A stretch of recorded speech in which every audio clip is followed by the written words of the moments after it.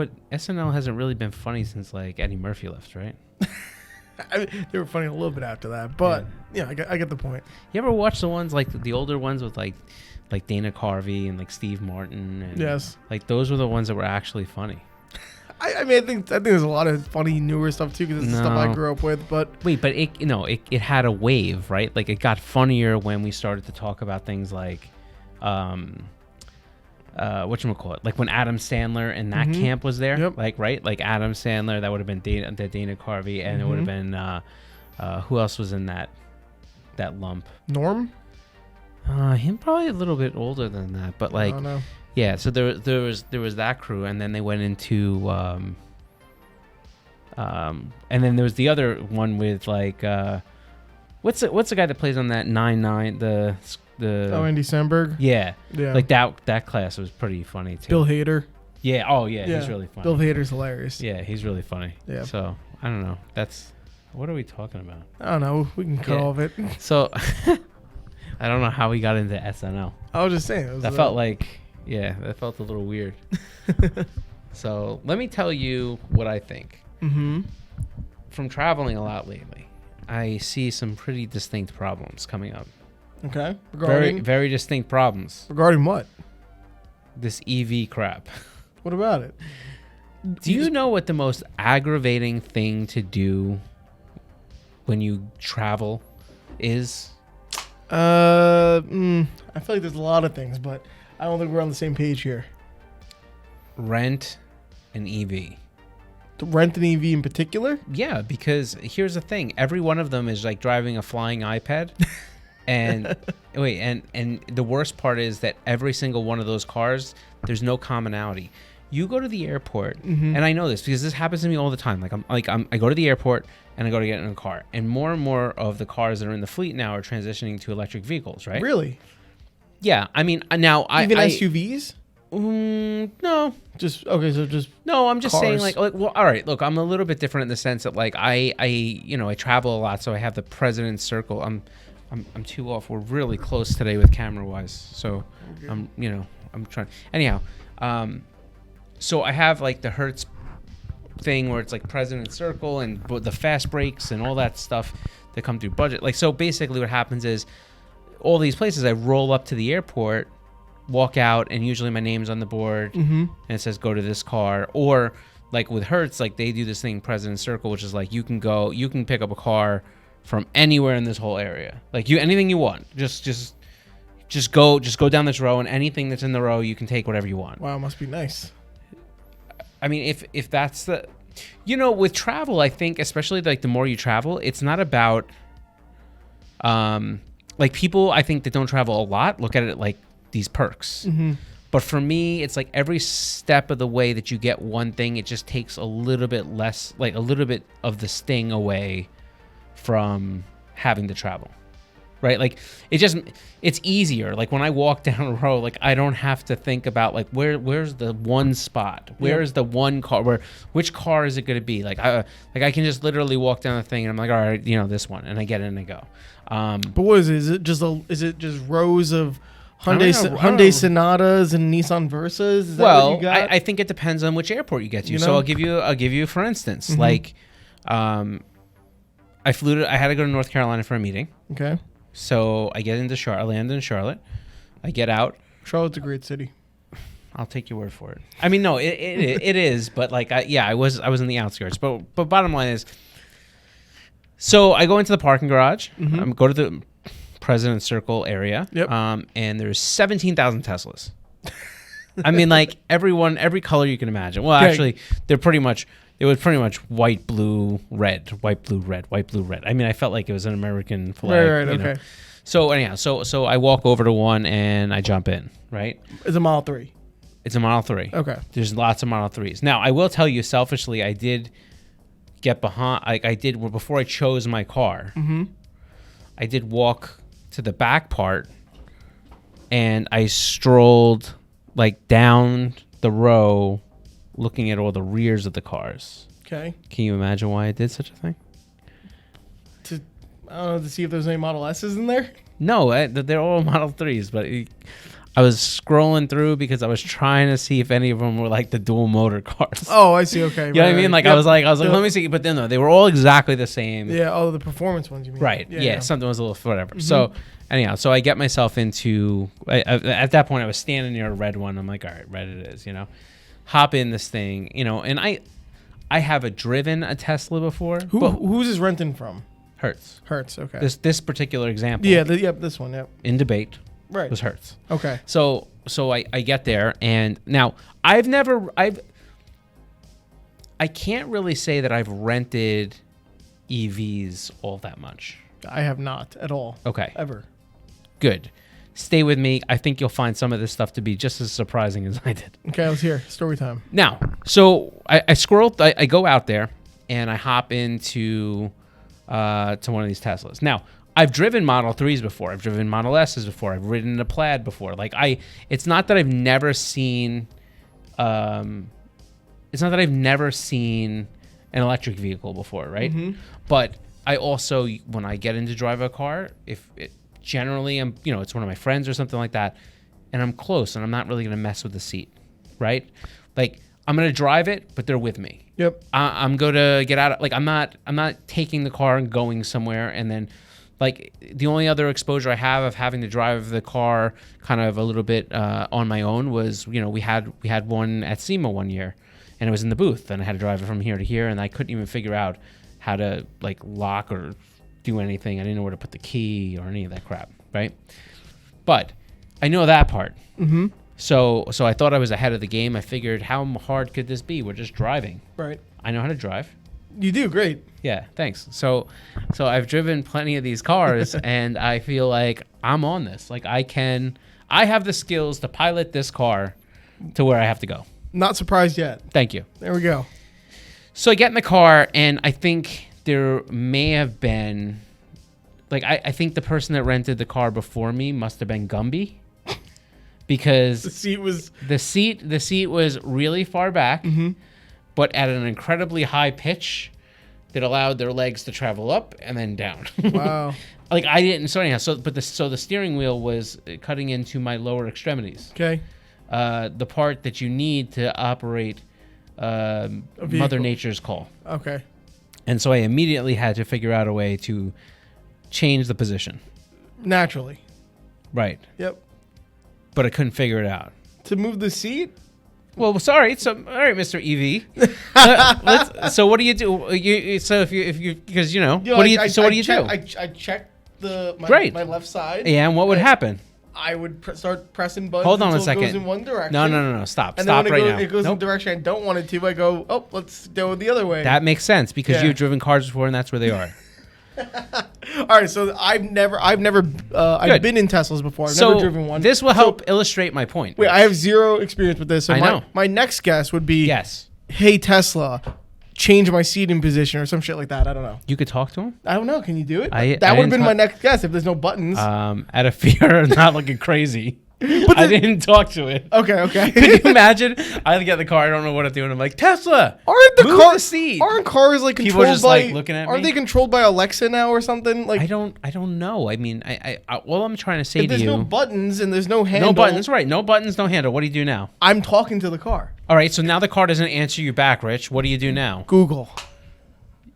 All right, that's fair. Yeah, that's fair. I will I'm being honest. I will say I did have the intuitive nature of thinking that when you get in the car, there's obviously nothing in the car except for this iPad. Yeah, well, no, there has to be some level of stubbornness of like, I don't have to Google it just to figure out how to move my seat. Right? Absolutely. There has to be. That's part of being a man.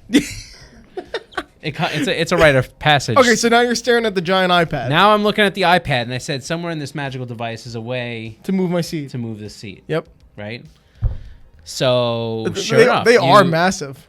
That's huge. But that's all that's there, Rich. There's no gauge cluster. There's nothing. There's no buttons. There's no gauge cluster here on the dash? No, there's no. That's it. Oh, wow. And by the way, the little mile per hour that shows you, your mile per hour, it's this big in the corner of the left part of the screen.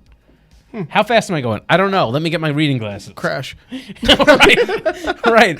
Don't use your phone, but you can operate this whole iPad that flies. I'm like the only, only person still impressed by Teslas in 2023 or something. I understand. Like, oh wow. But here's the thing. I don't think the premise of electric vehicles is all that new, and I've driven some that I feel are more intuitive than others, right? Like the Ion and different things like that, or Ionic or whatever. Ionic. Stupid. So bottom line is, so I get in this car, and now I finally find controls, and then I find seat, and then I'm like, okay, cool. So it's done from the pad. It's done. Yes, selecting the option of what you want to change is done from the pad, and then I had a very, like, okay, well, I chose this, and I was like, well, now what do I do? So what'd you do? So I Googled. Wait, so how'd you? All right, so okay, and there's on the steering wheel, there's these two little trackballs. Mm-hmm. So if you move the trackball this way, or up and down, it moves the seat back and forward. Okay. And if you move this thing, it moves the seat up or down. Well, what about I don't know what it's called, but like the pitches. The pitch? Yeah. Like where it becomes I more don't know. like. You grab both your trackballs and you squeeze them. I don't know. I don't know. That's what the controls are on the steering wheel? Yeah. So what happens if you're driving? You do same thing for the mirror.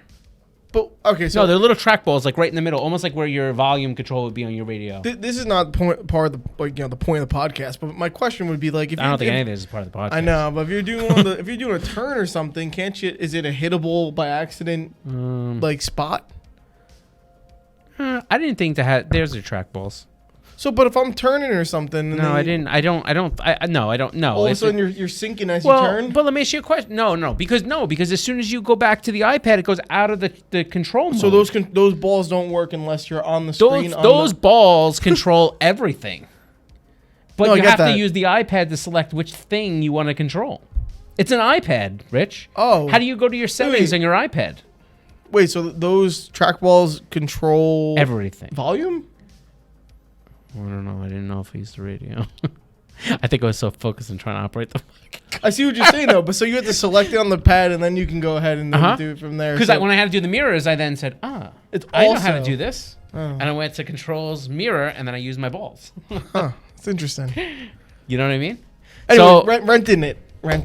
So I pull into this car, and now I have to figure out how to operate the flying machine. First off, the people that were watching me must have thought I was crazy because luckily I didn't talk to the car. But I was in the car for a few minutes. You make it sound like that's crazy. That's a real thing now. People they have the voice commands. Well, you can get a new Volkswagen. You say, "Hey Volkswagen," and the car talks to you, and you can literally say the words. You can say the words, "My butt is hot," and they'll put on the seat coolers.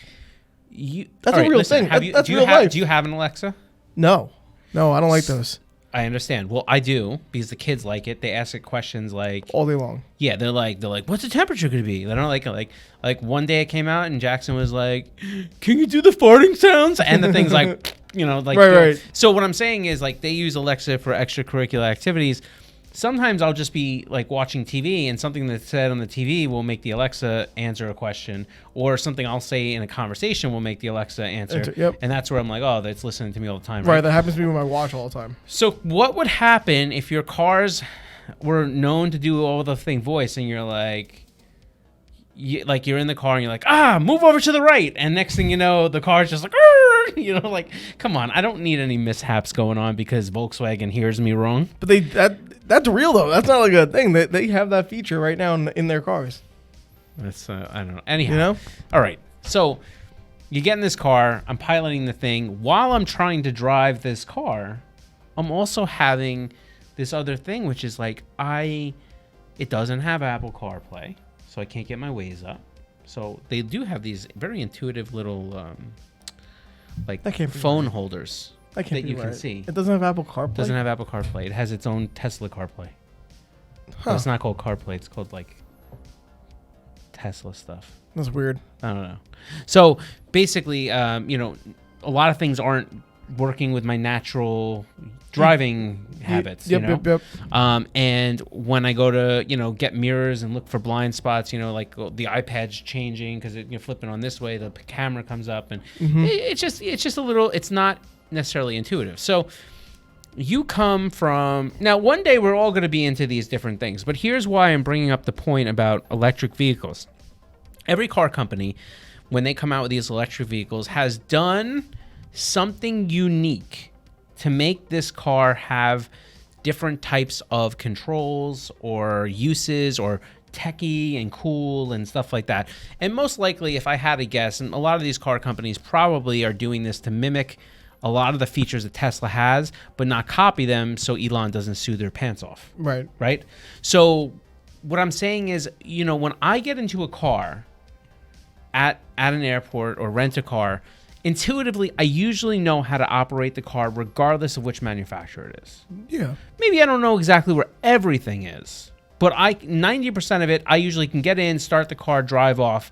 And yeah, maybe I'm looking for, well, how do you turn the rear defroster on? Mm-hmm. But for the most part, I know where everything is, right? All these EVs are not the same. No.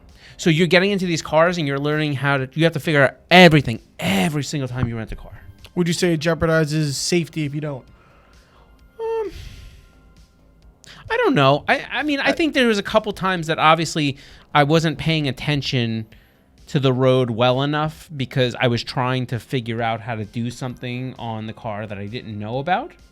I think that learning curve is a little bit short-lived. Like, I do think once I got into the habit of, you know, once I really had gotten through driving there and kind of driving to lunch or whatever, I kind of figured out at least the parts that I needed to know. Yep. You know, and so then you kind of like, it's kind of intuitive. Probably the same as jumping from a PC to a Mac, right? There's a little bit of learning curve, and then you're like, oh wow, Mac's way better. So there's that. But now, you know, it'd be one thing if like, oh well, you have to learn how to use the technology because everybody puts it on the iPad, but that's not happening for everybody. Because you have a lot of traditional car manufacturers when they're making their EVs that are building cars and integrating tech into it. Yep. Whereas Tesla took tech and made it into a car. And built a car around it. It's completely, if you're a car person and you rent an EV or you drive an EV, you know exactly what I'm talking about. I don't care what you say, Tesla's being fast, all that stuff. I'm on board. I know this may seem very anti-EV. I'm not anti-EV. I think there's a lot of things that are very cool. But what I'm saying is that at the end of the day, it's not the Teslas are the most amazing cars. Yes, they're fast. They have electric motors. Like, a lot of those cars have the ability to be fast. Yes, they have cool integrated features. Instant power delivery. Yeah, I mean, and that's true. That's there. But what I'm saying is at the end of the day, the EV thing, when you're seeing some of these tech companies, and again, I have never driven a Rivian. I have never driven a Lucid. I've seen them. I've been in them. I've never driven one. I can't tell you or not whether I feel that it's the same thing, that they brought the tech and they turned it into a car versus they took a car and turned it into an EV. Mm-hmm. But you can definitely tell when you drive, let's say, you know, like one of the Ford Mach-E Mustangs versus a Tesla. Right, you're saying the Ford feels like a Ford ecosystem type of car, and they kind of integrated all the new electric stuff. You know? Yeah, like it's right, but it still feels like a car. So it drives very, very car. Like, it still has. I'm sure there's similarities between that car and internal combustion engine cars in their lineup currently. I'm sure there's some sort of similarities in terms of more intuitive nature of what you're used to. Maybe like, and again, don't get me wrong, I think the more integrated that Tesla, you know, does things, I think it's going to become that way. But what I'm saying is right now, renting a car when all these different EVs and all these different, you know, car companies are putting out different versions of how they handle the tech and do different, you sometimes feel like you're starting all over again. I want to point out one more thing. We've talked about getting in the car and driving the car. Yep. What's the one thing you have to do when you return the car? Fill it up. That's right. So what do you do? What did you do? No, don't answer me with a question. I'm asking you to go ahead and tell me. Where were you in North Carolina? You said? I was in North Carolina. You got not where I am. Say Yoda. You have to find a Tesla charging station, get charging before you return it. Because you got to bring it full, right? Yeah. Or else what happens? They'll charge you buco bucks. Oh, I thought that was like a new thing I didn't know about. I was like, what is that, like crypto or? So my whole thing is that I then figured, oh well, on my paperwork, there must be something there that says, because it does say it does say like there's a box that's checked and it says if you don't return this car full, we will fill the car at $4.69 a gallon per electric gallon. No, per gallon. So then I was looking for the other part on the ticket that said, well, what does this say? The reports of the EVs return with. All right. So this is cool. This is what happened to you? Similar to like that. So basically, what happened is, it was one of those things where, I was looking at the sheet. Like, there's got to be something on here about that electric. Tells me, like, hey, like you. No, they gave nothing. They gave it to you with a full charge, obviously, right? 97%. It tells you a percent like a phone, like that. In fact, it looks just like a phone. Oh wow! Like it has even the bars, I think. Oh, wow. Okay, so they give it to you. It's at 97%. Yeah. Okay, so now you got to bring it back with basically that. Which is what I would think. What I was thinking. So I'm getting ready to head back to the airport. I was in Carolina, so I stopped at one of the race teams because I figured why not, you know. And while I'm there, I decide, well, I got to figure out what I'm going to do with this thing because, like, I want to go to the airport now, but if I have to charge, where do I have to find a charger? I have to sit there for a while. Like, what do I got to do? Like, but then what happens if what happens if it's a decent distance between the closest charger and the airport, and then you waste 15% battery bringing it back? Like, there's no way to get around that, right? Because there's always gas stations by the airports for that reason, right? But I don't know. It seems like a predicament. I agree because I was in that predicament. All right, so tell us. Ultimately, I ended up Googling and I found out that, like, if you basically bring it back with like more, I think it was more than 60%, that they don't charge you. But if you have less than 60%, you do have to go charge your car. Wow. So did you have to go charge it? No, I had when I brought it to them, I had 72% left. So you're in the clear. I was in the clear. But, like, it was very disturbing, and it took me a lot of searching to be able to figure out that it was okay to bring the car back. Wow. I mean, ultimately, I don't want to throw this card out there because I don't think about this any other time. But I'll be honest with you, I was going to that airport to get the heck out of there, and if it meant that Koenig was going to pay a large bill to fill that car up, I'm bringing that thing back. But I generally don't play like that. I would just, I would never bring it back. Like, I always fill it up. So. But yeah, so I mean, like these are roadblocks right now, renting EVs, and not for nothing, but like when I brought it back, I didn't really go that far. Mileage wise, I would say 30 miles, right? 72%. That sounds about right to me.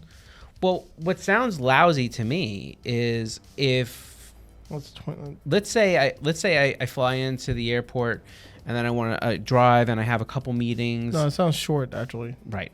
Because 30 miles, 75%, that means that you're putting the whole gas tank at 120 miles. Yeah, I mean, again, maybe it was just because I was trying to see how the electric motors were working. Oh man, it wasn't as impressed as I thought it was going to be. No. Well, I've driven a dual motor car. I was expecting a little bit more. But bottom line is, so I guess what I'm saying is, like, let's say hypothetically I brought it back. Let's say it only got me to 80%.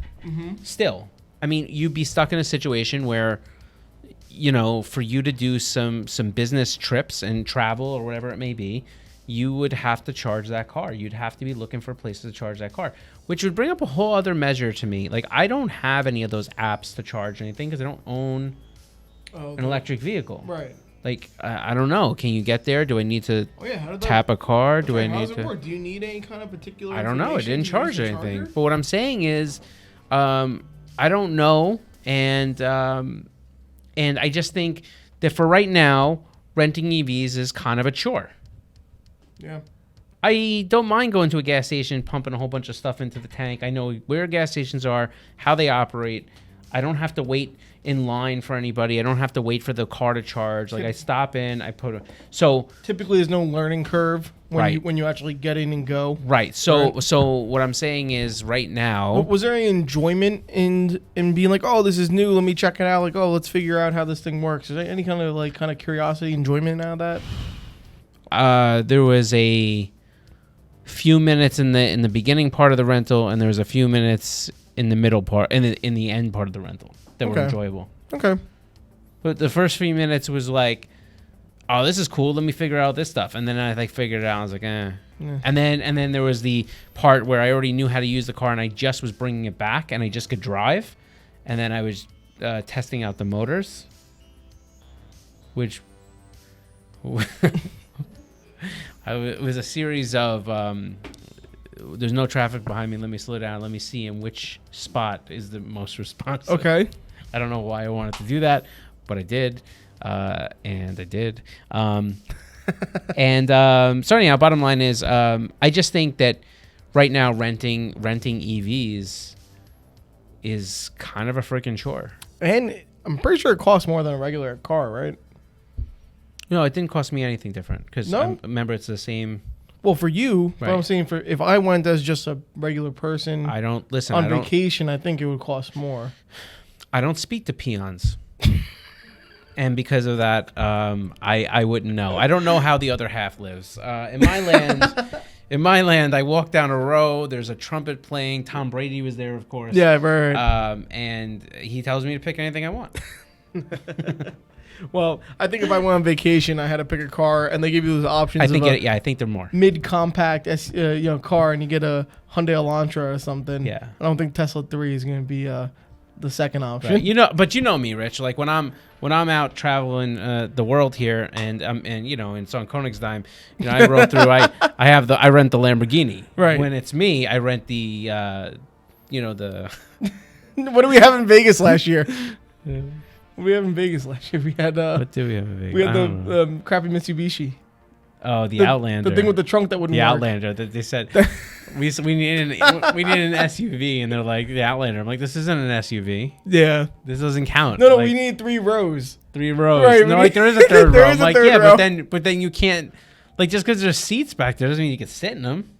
Yeah, I'll tell you, I squeezed in those back seats in the 3rd row, and it was my feet were going numb and stuff. I don't know. We brought butter.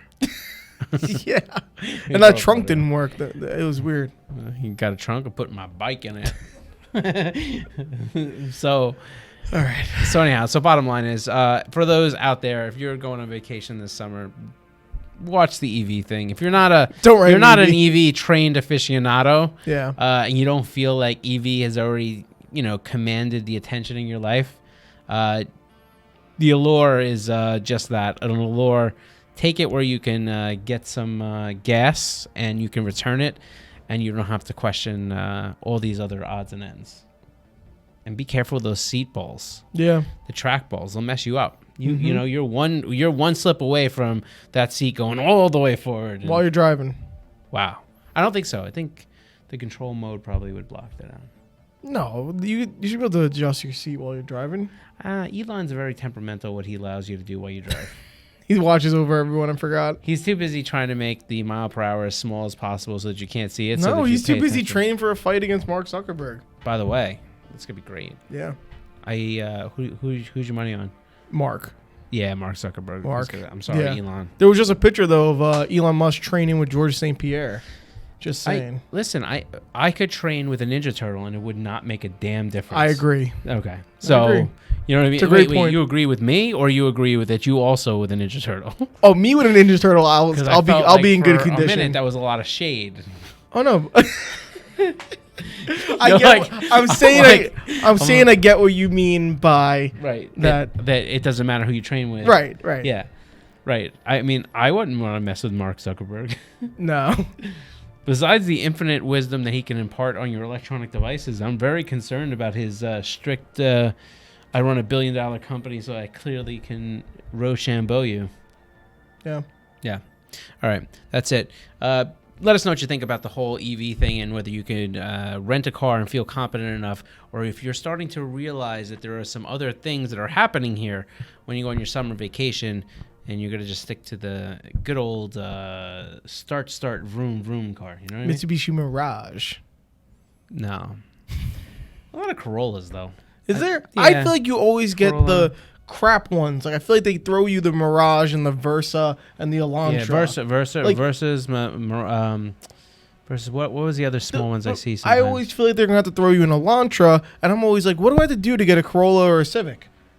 I want You know? Like, that's the way it feels for me. the I don't know. HRVs. I see those are popular in the small. Yeah, oh, God. And then there's the what was the other one that I had that was It's probably like... a Juke. No way. Yeah. They're renting out a Nissan Juke? That was like an intermediate, I think, and I really thought I'm sure it's not maybe the Kicks. No, this was the Juke. Juke is bizarre to see that as a rental. It's bizarre to look at. Like, it's not. But if anybody has any Juke RS seats that they want to sell me in good condition, let me know.